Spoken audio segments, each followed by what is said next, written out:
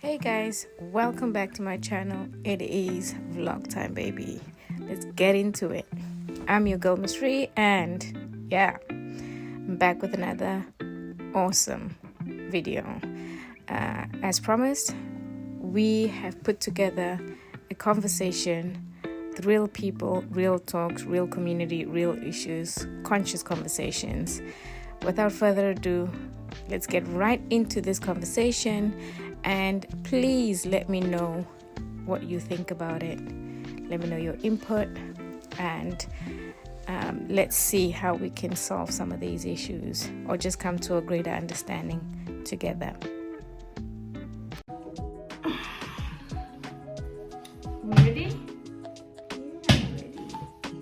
Okay, welcome guys. Remember I told you guys that I have a lot in store for you. So today we're having a conversation with important people in my life, like my mother.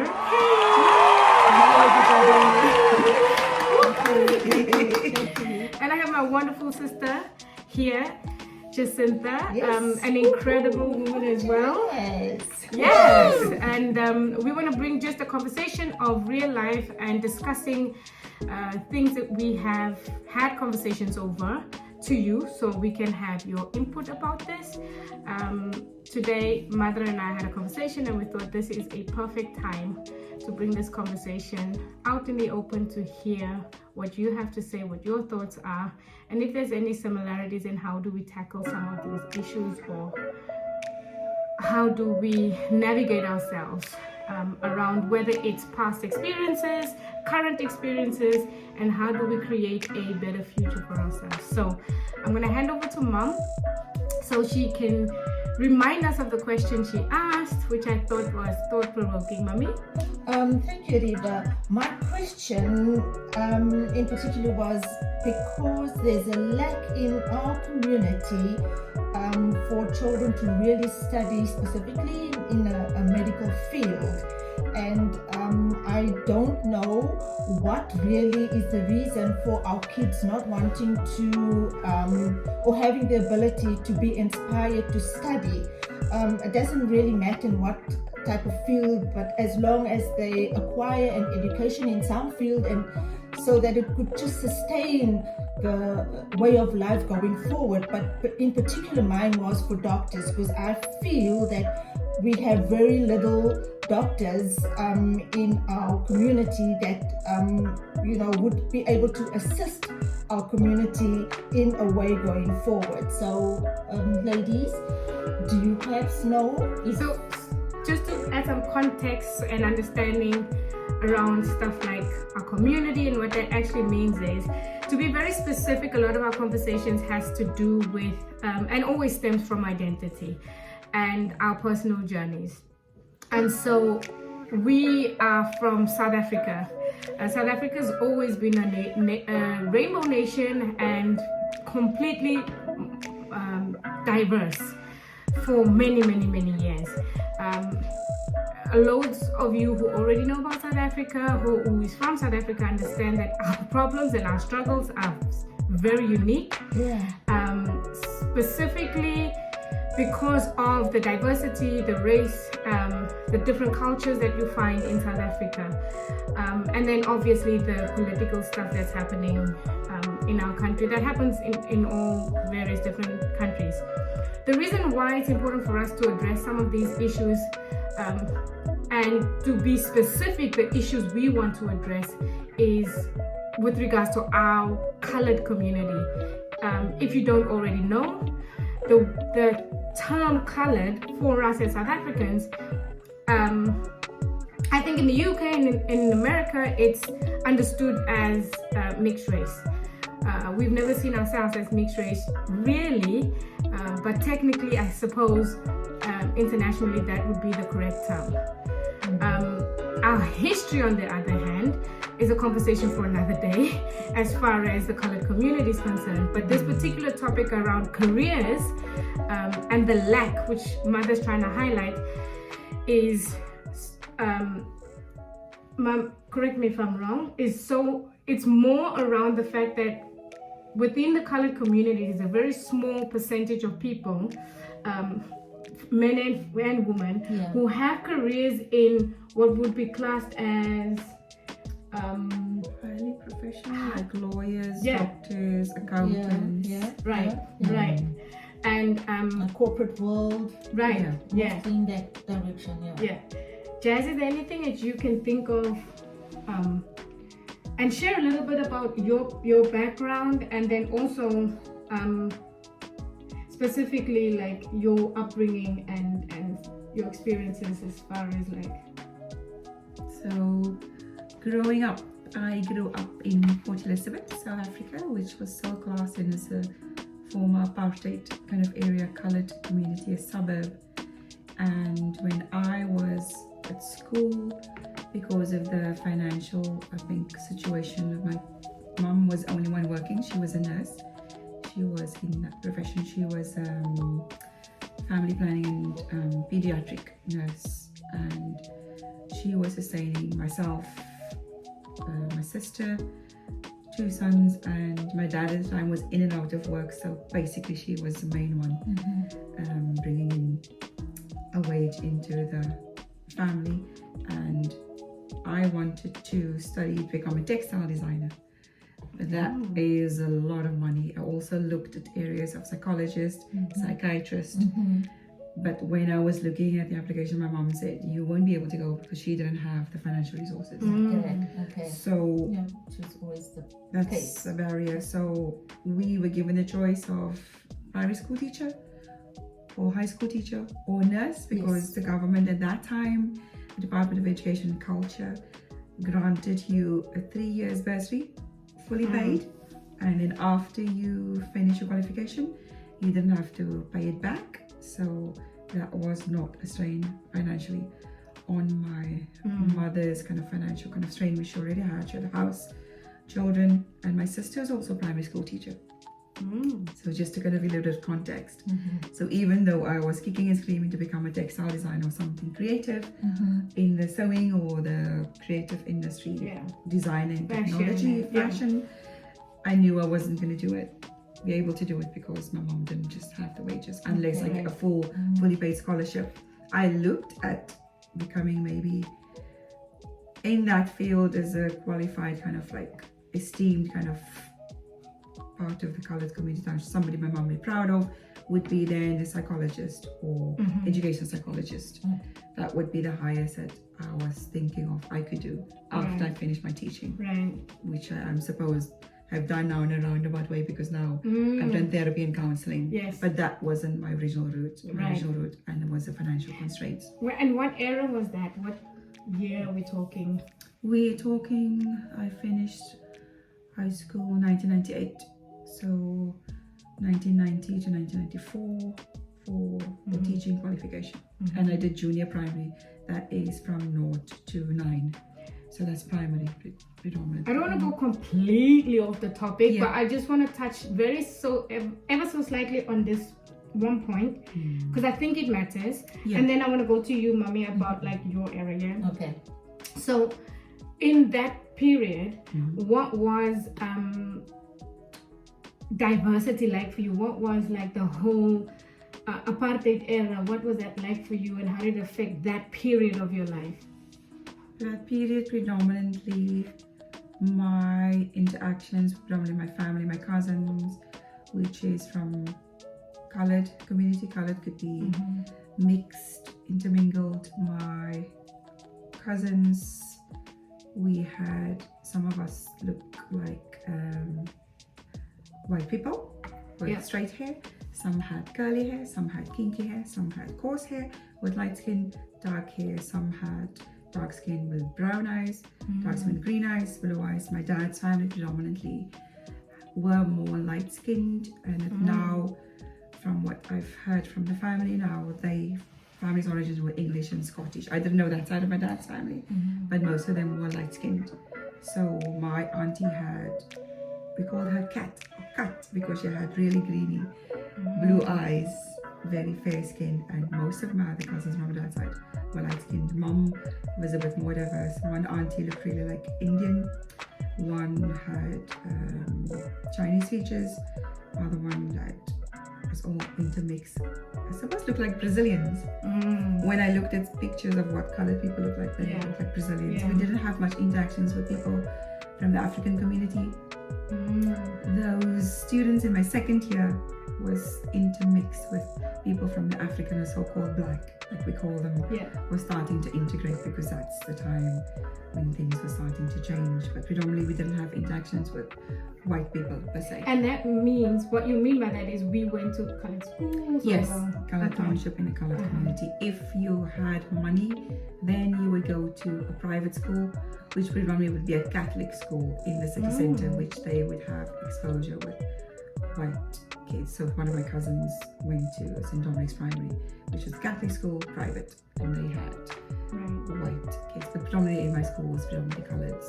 And then later on, moving towards when Nelson Mandela became in the democratic kind of period, it was like Africans, I would say, or people from the township.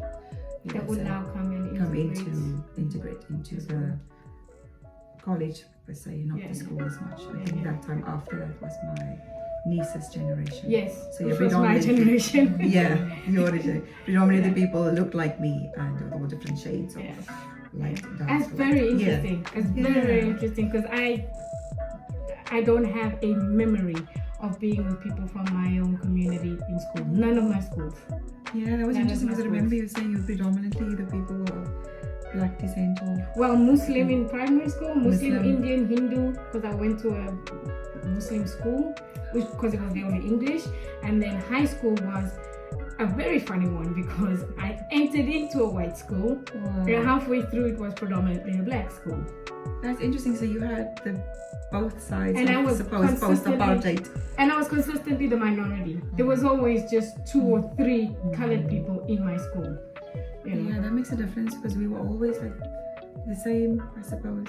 Mm. When we went in groups, even my Yeah. cousins, we were all in like groups or like Yeah, posses, yeah. I would say. Yes. So we never felt like. I never had no posse. That's interesting. Not Yeah, typically, what about but you? yes, mommy, please. Well, going back in my days, when I was at school, it was just predominantly colored because segregation was very huge. You know, the blacks was one side, the whites was one side, and the coloreds was one side, which Yeah. meant that you always were interacting with colored people, and, Yeah. and those were the most people that you knew, unless you would go to your normal shops to do your shopping, and then meet the diverse type of people. But not even in your churches did we have that diversity. I think that only came later on after 94 when Mandela really took over, and everything was changed. I want you to share a quick story about how you got the job at what is now called ArcelorMittal, but it used to be known as ISCO, because I think again this is such an important part of colored people, and we are talking about careers, and we are talking about how the opportunities or lack of opportunities and challenges within our community as far as that career is concerned, as far as education is concerned, in order to get into the career field. How did you where were you before you got there, and then how did you get there? Okay, what actually happened when I was at school, I'm going to start there quickly. I always had this desire to really be in the medical field, but I just didn't know back then. As you mentioned earlier on, there was just certain careers for the colored people. So it was either teaching or nursing, and then I ended up in nursing because I was really interested in the medical field. I didn't complete my nursing career at Grootersdorp in Cape Town, and then my mom moved back to Johannesburg. And at that stage, all the colored hospitals was then closed. The posts were frozen. They weren't taking in any more students. I don't know for whatever reason at that time, but I had to work. And I then took up a newspaper, and I found this government course that was offered to people. They would give you a stipend. Interesting. And I then went for it, and they would give me a bus fare to get to the college and come home. And there I met a friend, and she said to me that, she's just busy upgrading her skills because she's just had a baby. and she's working for this company called These Life Services, and she would like to offer me that job. She gave me details of the manager, call Chris, and make an appointment with him, which I did. And lo and behold, 2 days later, Chris called me, asked me to come in for the interview, and boom, the job was mine. And that was my first corporate career opportunity.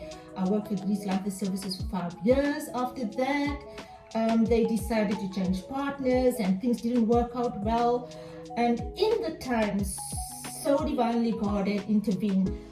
My sister said to me that they're looking for a colored lady at this company called ISCO back in the day.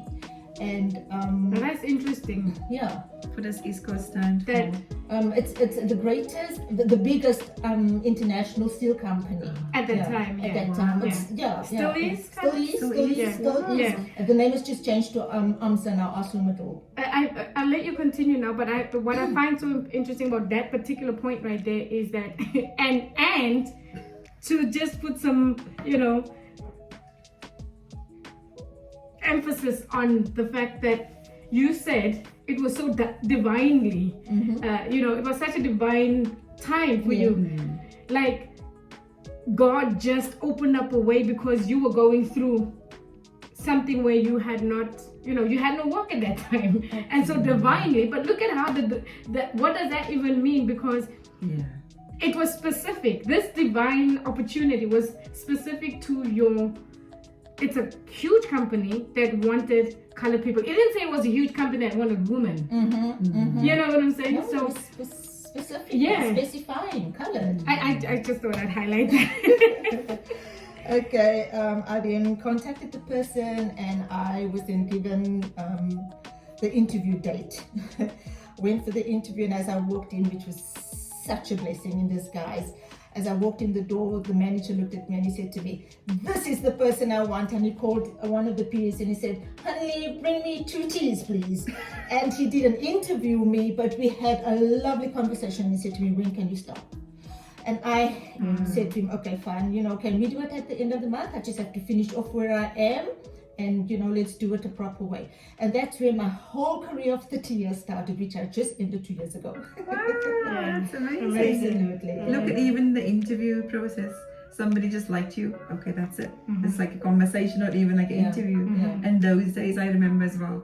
If you knew someone with an important sign, a more important position, if someone said, "Okay, go see so and so or take this, you so and so's, you Mrs. Canary's daughter, you come," then you just go. So most of the time there wasn't an interview. Yeah. You just go, "Okay, we know you, we know your family, you're gonna get the job." Yeah. I felt like that was quite interesting because, especially that part that I interrupted and I said to you about this whole divine moment, because in my career path right now, I sit and think a lot about the lack of that in today's world. In today's world, education matters. In today's world, we're migrants. We're living in Scotland at the moment, and generally in this day and age, jobs are slim, and starting a career, starting your own business, it's challenging. You know what I'm saying? I'm a single mother, you're a single mother, we've been single mothers for a while. Love being single mothers for all the single mothers out there. Yeah. We celebrate you, okay? But there's many single mothers who has made it. But I just want to highlight, just on the point of single mothers, we're migrants and we don't actually have family here. So we don't have biological support here. We've become each other's support system here, and we've become family here because the struggle of not having that makes it extremely difficult to kindly get to a place of financial stability and freedom. You always just coasting on stability, and then depending on what happens in the system or what happens to the economy, you become a victim of, All other outside circumstances, influences Correct. beyond your Correct. control. Yes, yeah. So yeah, that's interesting. And now going back to the point of us talking about our people and then the education and stuff, I made a particular point to say to my mom that now this is not like I didn't research this, but specifically, so I didn't go take time to go and research this, but just on my limited general knowledge, an understanding from my family's perspective, from conversations we've had over years now about our own stories and our own families and our fathers and our mothers and our great-grandparents and all of this, especially in our community. I've realized, and then this is also something that I realized happens in most communities where there is poverty, right? Where there is domestic violence, when domestic violence is rife, where there is substance abuse, alcohol abuse, right? Marginalized communities. 9 out of 10 times, I would say 40% of our people in South Africa, there is a percentage of people who does get into these high career earning paths. They are. It's not that they don't exist, they are there. But it's very few. Very, very few. 40% of our people, now I'm making rough estimations here, okay, so don't quote me, but I would say 40% of our people go into career paths that is more administration, government funded and mostly government government, schemes type things. Because I'll give you security. Right. That's the kind of and you basically attitude. get average wage. It's all you're on that spectrum of average wage. You literally do not have a degree. You do not have a degree. Coming to my generation, there are many children who went to university and got a degree, but are not working in that field. They're not working in that field. Right. They're struggling to get into that field. So it's an interesting conversation, and I think because when we start talking about it and putting these things on the table, we begin to answer the questions as to why this is happening and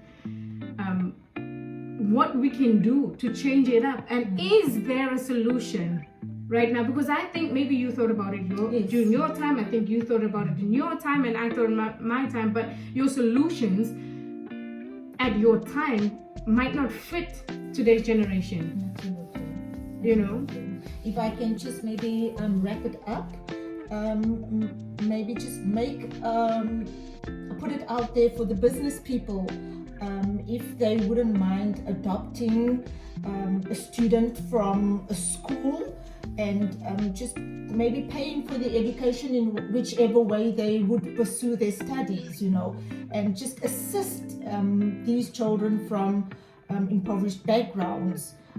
I think that already would be a great start for our kids. I also think that there are people who have been assisting, and we have to, this is definitely a conversation for the next session. Yeah, how do we get, how do we get those people? Well, more so, and this is the thing I was speaking to Mom about earlier on. These jobs that we are talking about, that is like, okay, let's take for instance this new generation of, a lot of people are starting their own businesses because 9 to 5 is just not cutting it, right? But people from our communities who are starting a business struggle, and the reason why they struggle is because within our communities there's a culture, and that culture has influenced our way of life so much, to the degree that the minute we wake up in the morning, there's habits that we have, that we're struggling with. There's patterns we're struggling with. Absolutely. Do you understand? Okay, now I want to be real truthful. A lot of the very derogatory things that has been said about our community was that we lazy as people, that we drink all the time, that we just make babies, that we just fight and knife people and shoot people, which to a degree is correct because of poverty, and that happens all over the world where you see there's poverty communities. Correct, and that's the thing. So what we have to start thinking about, or one element, somebody else, if you can think about something, please let us know. But one of the elements that we have to start thinking about, when I listen to success coaches, they speak about this all the time. The beginning of success is always you looking at your habits, your discipline. If you struggle with discipline, you're going to struggle in general. It don't matter that someone's going to give you help you win the lottery, or that you even just decide to win the lottery. The lack of discipline, and I think that's something that we have to have a conversation about. So how are we raising our children? Let's start there. What do you think, Jess? Absolutely. I believe discipline and having routines, as much as it's people would frown upon it, it is important because it gives you that attitude to then face the challenges as you go along. And I suppose my kids, you know, I believe you have to get up early, you need to have purpose, you need to then do things you're supposed to do in a structure, and then also you have to put the work in. Like, I'm not a hovering mum for doing work and stuff. If you know you have projects and things, you need to go and research and do the work. I'm not going to help you do your assignments and things. And now, as old as I am, 22 and 20, they need to put rhythms and things in place and structure that they need to follow. I can see that in them, and I thought it wasn't things, I was sometimes at times too strict, and maybe this is not going to pay off, but you know, so it looks like they need to have, they get up early, they do the things they're supposed to. If you have assignments, the youngest one, she likes to plan things and do it way before the time, before submitting. If you need to have extra money, you need to get a little job, because I'm not going to spoil you. I'm old school. If you're going to appreciate things, you need to work for it. So I always say to you, need to, if you save half, I'll match you half. Oh wow, I don't like giving them things. that's good. Yeah. I don't like giving them things, and I didn't believe in spoiling mentality. The same for Christmases as well. I never spoiled them and put myself in debt. There's a culture here in this country. You have to give your kids 500 or 1,000 pounds. I've never subscribed to that. And my kids probably have thought I'm stingy, but I You said, don't really love them, because I I love the same. them. I am going to give you what I can afford. I'm going to be fine. January, February, March. I'm not going to be struggling and stressed out Yes. for the rest of the year. Yeah. And you appreciate that one big thing. It might be what you want, and 4 little things. That's it. Yeah. You know, there's a certain things that we need to install. You need to appreciate what we have. And if you're going to be disciplined and strategic and do your work and put in the work, it's going to get you somewhere. Yeah. And I can say, you I know, it want to works. hear, just as we close off, what your your take is on this whole fake it till you make it. Just on the fact that you said what you said right there. I believe, you know, you can fake up to a certain extent, but the hard work will show. And the hard work, you still have to put in the hard work. Yes.